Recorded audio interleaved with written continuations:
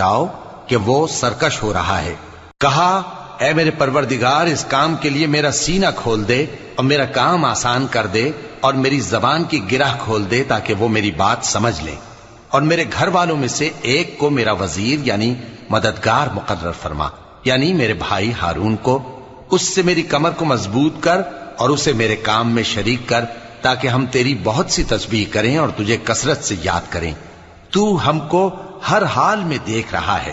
فرمایا موسیٰ، تمہاری دعا قبول کی گئی، اور ہم نے تم پر ایک بار اور بھی احسان کیا تھا جب ہم نے تمہاری والدہ کو الہام کیا تھا جو تمہیں بتایا جاتا ہے۔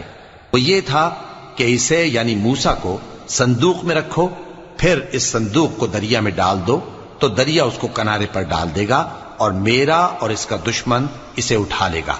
اور موسیٰ، میں نے تم پر اپنی طرف سے محبت ڈال دی، اور اس لیے کہ تم میرے سامنے پرورش پاؤ۔